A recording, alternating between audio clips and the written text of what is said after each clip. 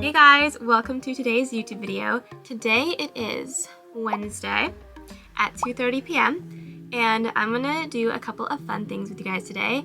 So if you guys have been following my lives or you've been on my Instagram or anything the past few days, I have been working on my rainbow cow collection. I have 4 pastel cows right now. I have a pink, a yellow, a blue, and a purple.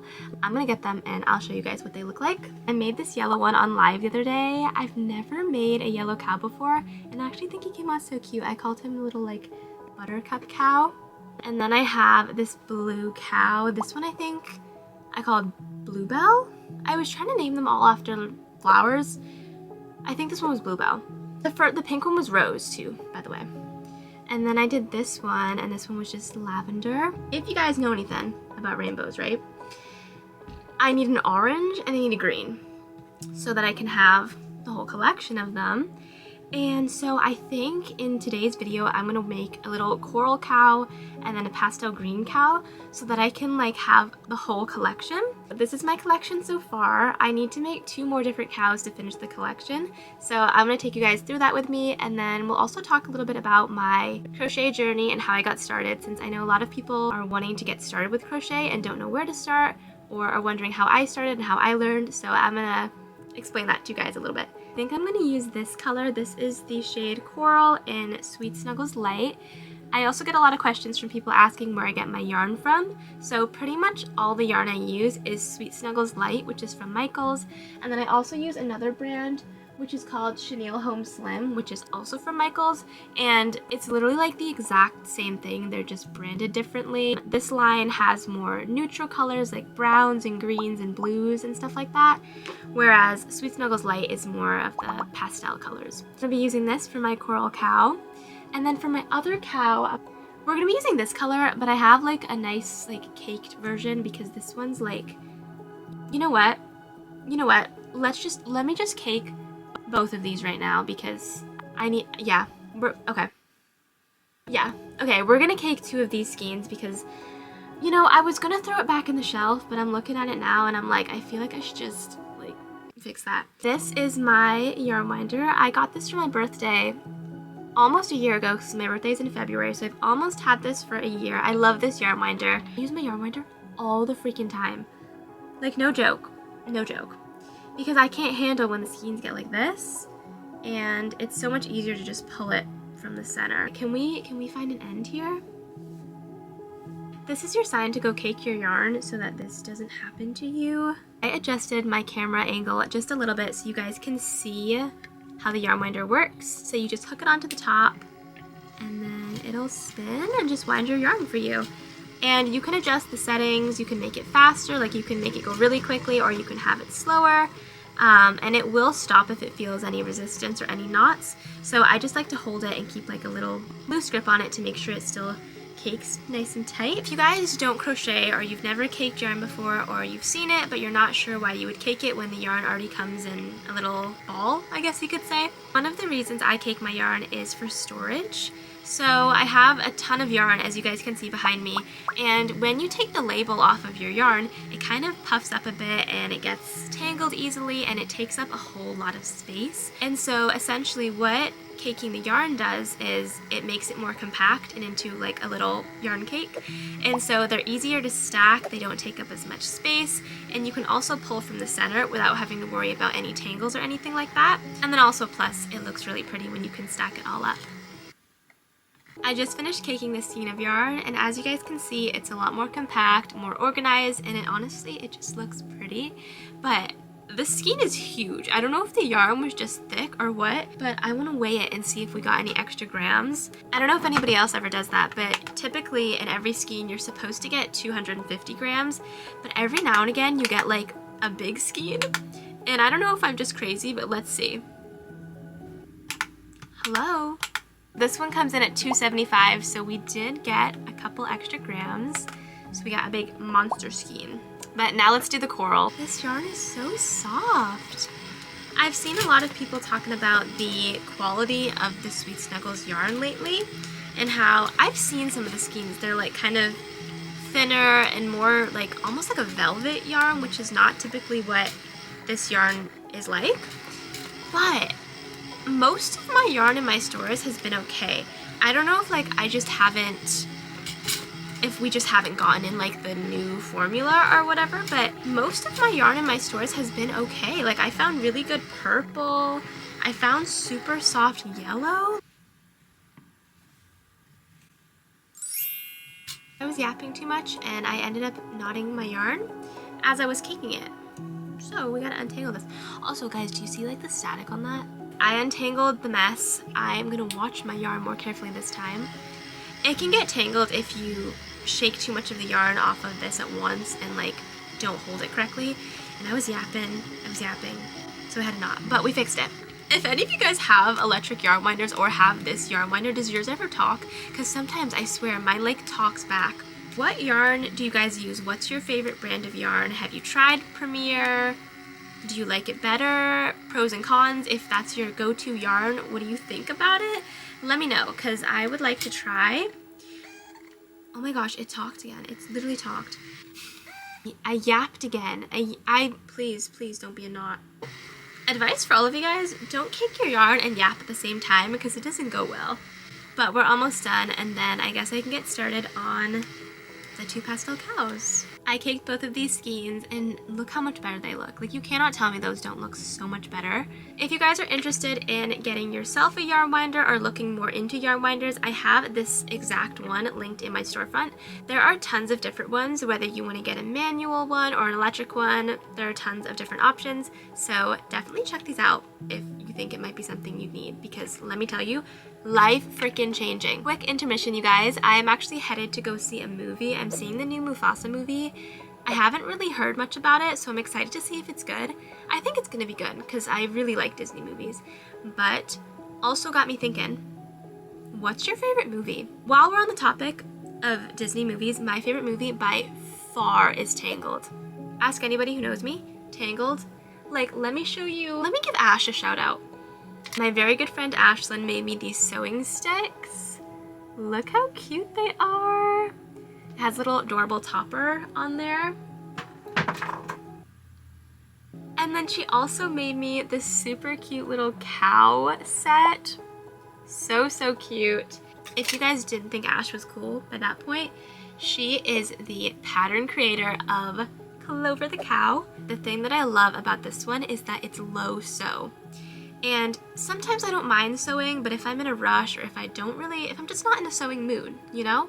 Because I don't know if you guys are like me, but I go through phases where I really love sewing. Like, give me like the projects with like 10 pieces you have to sew. Like, I love that. And then I go through phases where I'm like, I cannot, like, do not make me sew. So basically, the body and the head, those are all one piece, so there's no sewing of the head on. The arms are also part of that piece, so you don't have to sew any arms on, you just crochet them directly in.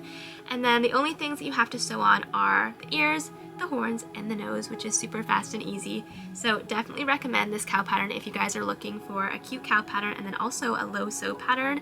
Super cute. I took these to my market and everyone loved these. They are super good sellers for me.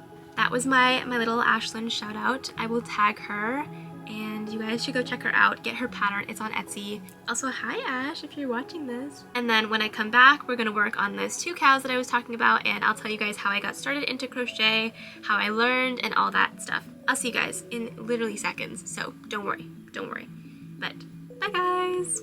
Hey guys, I'm back from the movie. I know I was literally like just here and it's like I didn't even leave, but I swear it is now 7:10 p.m.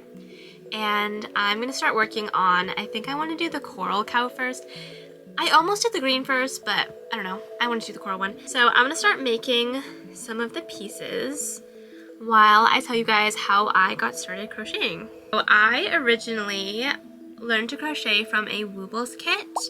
I don't know if any of you guys are familiar with those kits, but they're basically just like beginner friendly. I guess they have all different kind of levels to them. The one I had was a beginner friendly kit, and it's just a little crochet kit that comes with all the materials that you need. I was gifted a Woobles kit for Christmas about, I think it was 2 years ago, and I got 2 kits. I got Roosevelt the Moose, and then I got the Yeti. I don't remember what the Yeti's name was. And funny story, actually, I never made the Yeti. I never picked the Yeti up, but I did make the moose. I actually have him right next to me. I'll show you guys in a second. But I had never really, I had heard of crocheting, but I didn't really know too much about it. And whenever I thought of crochet, I associated it with like blankets and stuff and clothes. I never knew that you could make like I knew you could make plushies, but I never like put it together in my mind. And so I saw this kit and I was like, oh my gosh, this is so cute. I want to try this. And so I actually have my very first project. And like, you know, he's not perfect, but he's not bad. But anyways, this was my first project that I ever made from the Wools kit. After that, I don't know like what got in my mind, but I was like convinced after that. Like I looked at that and I was like, yeah, like this is amazing. Like you're so good at crochet, right? And it's not bad for a first project. Like it's definitely not bad. But I knew how to crochet. And so instead of doing the next Yeti kit that I should have done to practice more, I decided to myself that, you know what, I'm gonna make a bee. Because I had seen a ton of bee crochet tutorials and like people making bees, and bees were just like super popular at the time. They still are, but I had seen a ton of videos of people making bees and I was like, oh yeah, easy, I can make a bee, right? And so I went to YouTube and I found a tutorial. I don't remember what it was. I just found some random YouTube tutorial. In the beginning of the video, they were like, oh, so you're gonna need like these materials, so this is the yarn I used and the hook size, and like they tell you everything, right? I thought to myself that like, in my mind, like looking back on, I wanted to make a bee that was like probably about this big, like a medium-sized bee. And I was like, okay, so we're gonna follow this tutorial. It was for like a medium bee. I was like, yeah, like this is gonna be the one. I went to Michael's and I was looking for the yarn that I thought was gonna be like, you know, make the biggest project and like the fluffy yarn. And what I should have gotten was like Sweet Snuggles or Burnett, but I didn't go for that. And I ended up getting Burnett Extra. Now, I don't know if any of you guys are familiar with that yarn. I have only ever used it that one time. It's typically only used for making like really thick blankets. I didn't know though, because I didn't know anything about yarn weights. Like this is, let me show you guys a good example of this. This is a size 6 super bulky yarn, and it recommends that you use an 8mm hook. But keep in mind, this is typically used for stuff like blankets, and so the recommended hook size on that is for stuff aimed at blankets or just like looser projects like that. I didn't know there was yarn weights, and I think the yarn that I got was, what weight is Burnett Extra? Burnett Blanket Extra is a weight 7, which is actually the same weight as my Sweet Snuggles regular that I use for plushies, but it's thicker and it's like a little bit more fluffy. I didn't know that yarns had weight, so I didn't look at the label. All I knew to look for was, okay, the hook size. And so I think I used, oh my gosh, do I still have it somewhere? Also, I had no clue that like it was recommended to use certain hook sizes for certain projects. I didn't know anything about hook sizes either, because I thought I knew, right? I went to Michael's and I bought my Burnett Blanket Extra, and I was like, oh, this is gonna be like a big bee, like it's gonna be a big bee. I need to have a really big hook for it, right? Let me show you guys the hook that I use for a weight 7 yarn, because I need to show you the difference. This is the hook that I use. This is a Clover 8mm hook that I use for weight 7 yarns. The hook that I went to the little hook section in Michael's. I had grabbed my yarn and I was like, yeah, okay, let's get it the biggest hook we can find to make this really big bee. And how big is this, guys? 19mm. Have you guys ever seen a hook this big? Like that for plushies?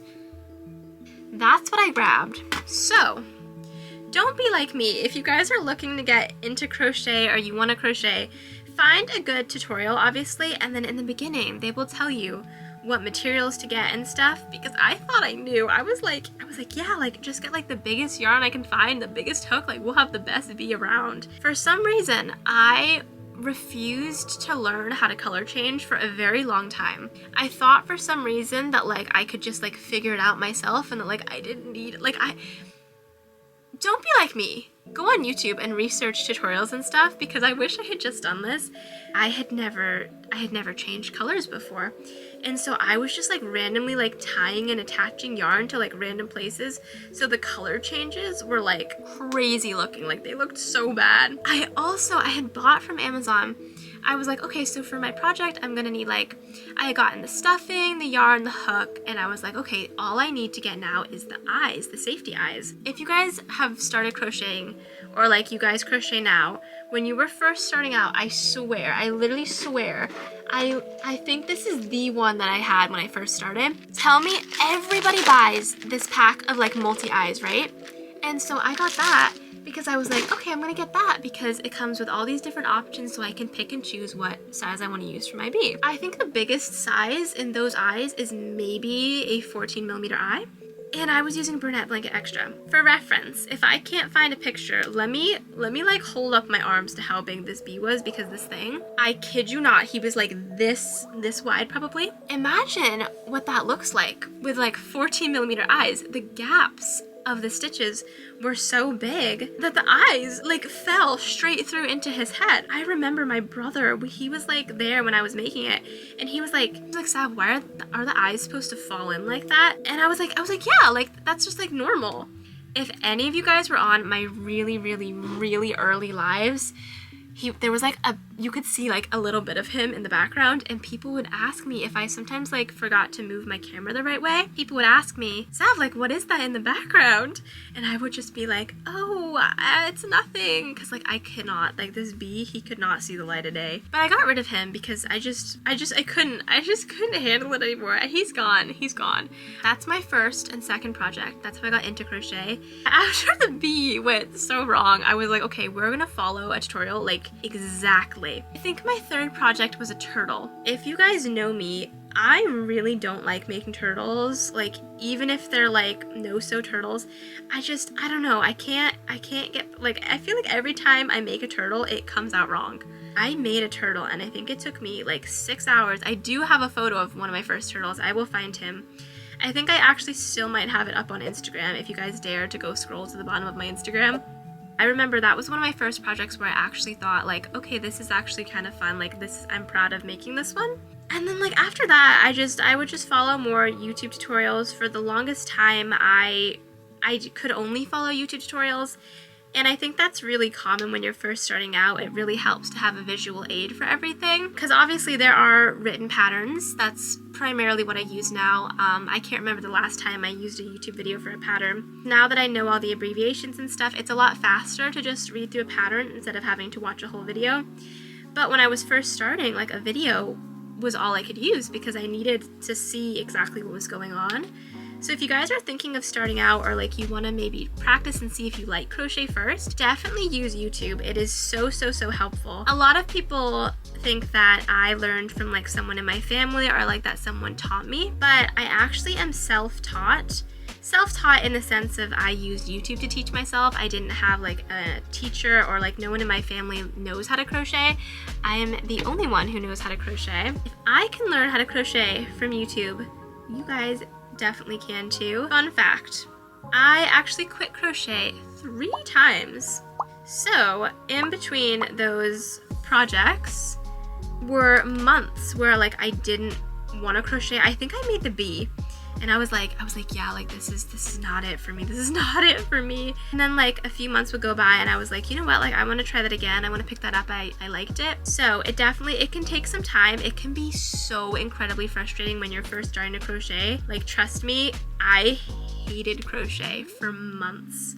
It's definitely one of those things that like once you get it, you get it. And like that sounds so silly, but it's like, it's literally like riding a bike. Once you get it, like it is just stuck in your head. Obviously there are things that you learn, like even now, like I'll still learn like a new technique or a new stitch or something. Once you have the basics down and you're able to like mentally understand it, but then also physically do the actual stitches and stuff, you'll be golden. You will be golden. I promise you. If you're like frustrated now trying to learn how to crochet, keep going. You will break through. I swear. It just takes some time to get used to it. Also, another thing that I wish somebody had told me is that you don't have to crochet like the traditional way. I actually don't hold my yarn the right way, and I don't like yarn over the correct way. If you can crochet and you find like a little workaround or a little trick that works for you, do it. Just wanted to point out another thing that I thought of that I would have liked to know when I first started. If you guys have ever connected pieces, or if you plan to make something where you have to connect any amount of pieces together, what will always happen is when you connect pieces, there are little like hole, wait. There are little gaps that'll be there, and what you do is on the first piece, so like I made the first leg, I left a really long tail on it, so that what I can do is thread my needle through there and then sew these gaps closed. I got reminded of it though because I was talking about that on live one time, and someone came in and they were like, oh my gosh, like this whole time I thought it was me doing the wrong thing. And I was like, I thought the same exact thing. So if that's happening to you guys, don't worry. It is definitely not something to be worried about. You can even take a piece of scrap yarn and just sew it. Now that we sewed it, there is no more gap. So just a little tip if you guys didn't know. I want to very least finish at least one cow tonight. I'm gonna try and finish both, but if I can't finish both tonight, I'll just finish the other one tomorrow. By the time I post this, it may or may not be, it's gonna be Saturday or Sunday. Haven't figured it out yet, so we may or may not still have TikTok. I've been getting a lot of questions about where my shop is, how I'm gonna sell, how you guys can still get plushies. Don't worry, I still do have a shop. I have set up a shop through Square. I have it linked in my bio. I post about it. I post links to it all the time. So you guys are still able to purchase plushies if you want to. I just don't currently have my TikTok shop open. I have no clue how things are gonna go. So for now, I closed it just to be safe, to make sure that nothing goes wrong. And then if TikTok ends up being fine, or if it ends up coming back, I will reopen my shop and I will keep my TikTok shop open and also my Square shop. But for the time being, I am taking orders through my Square website. I hope that answers some of your guys' questions about my shop. I also had a lot of questions from people asking about Square, how it works, what are the fees like and everything. I thought I would share a little bit about that. What I use right now is I think they have 3 different plans that you can go on. I think they have like the free plan, the plus plan, and then I think it's called the premium plan. Right now I'm on their free plan and it works super good. You can still set up your website, you can still customize stuff. Obviously, like, you can't customize stuff as much as you would be able to if you had like a paid plan, but you can still customize stuff. It still works for everything, which is basically I just needed somewhere to take orders through. You can set up a shop and everything for free. I believe the fees are 2.9% of like every transaction and then plus 30 cents, which is actually not bad. I believe that that's better than Etsy. Correct me if I'm wrong, because I haven't actually had an Etsy shop myself, but I think those fees are better. I know that Etsy has like a ton of different fees, but I believe that those are the only fees that Square has on there, which right now is actually better than TikTok shop. And another thing that I liked a lot about Square is that you're able to choose how you want to do your own shipping. You're able to customize your shipping and your shipping prices down to like the ounce. I've tried to set up shipping weights that are fair for the weight of the items, and I do like having a lot more customization over that. Another thing that I really like about Square is you get your payments immediately. You don't get them into your bank immediately, but you get them into like your balance. And then they also send you like a Square card, like a Square debit card, so you can just use that if you want for your balance, or you can transfer your funds into your bank account. As for TikTok, I was in their accelerated program thing, so I would get my payments for orders. It was like whenever the order got delivered, and then plus another 5 days on top of that. I think when you first start doing TikTok, it's delivered plus 8 days. And so like that can be up to like 2 weeks where you don't get your payments. That is something that's really nice about Square, is you just get your payment like right then and there. There's no waiting around for it. Here's my little cowl body progress. I've been yapping so much, like I could have had so much more done. If you guys are thinking of opening a Square shop, or you used to sell on TikTok and you're wanting to have a new shop, whether that be Etsy, your own website, Square, something else, I do recommend Square. It is pretty user-friendly. There's a lot more things that you can customize, and it's actually a pretty straightforward platform, and I would definitely recommend it if you guys were thinking of opening up your own shop. Okay guys, here's an update on the cow. Here's the progress so far. I finished the body. I just have to add the nose, the horns, and the ears. So I'm gonna make that and then sew him all together, and then I'll show you guys what he looks like when he's done. Finished my little coral cow, so this guy is all done. I was planning on making the pastel green one tonight too, but I think I'm actually gonna head to bed. It's only 11:46, but I'm so tired. So I think I'm gonna work on the pastel green cow tomorrow. So I will see you guys tomorrow, and we'll make the other cow, and then we'll have the whole rainbow collection done. Hey guys, so it is now the next day. It is currently 2:02 p.m. and I'm about to hop on live since I need to make one more cow to finish my pastel rainbow collection.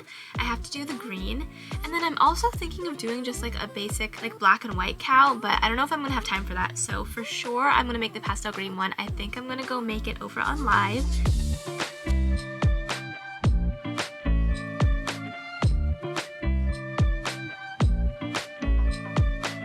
I just got off of live and I finished my pastel cow collection. So I made this little green cow on live, but I finished them all. I'm gonna give you guys a haul of all the ones that I made. First off, we have my little rose cow. This is the first one that I made that inspired me to make the whole collection. Then I think this one, I asked Aubrielle and Haley, and I think they said Poppy, so this is Poppy, the second one. Next, we have Buttercup the cow. I think this one might be my favorite. I thought it was gonna be the pink one, but I think it might have ended up being Buttercup cow. Up next is Clover. I think I'm just gonna leave this one with the original name of the pattern since it's green. It goes well with like the naturey flower theme that I have for the other ones. So this one is Clover. Second to last, I have Bluebell.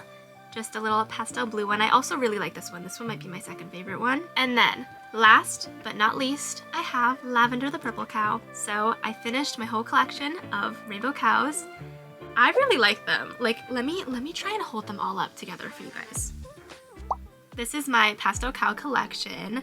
I love them. I think they look so cute together. Oh my gosh. I don't think I've ever held this many cows in my life. Comment down below which one is your favorite. My favorite's the yellow one, but I'm curious to know which one's your favorite cow. You're not ready for all the cow cuteness. You're not ready.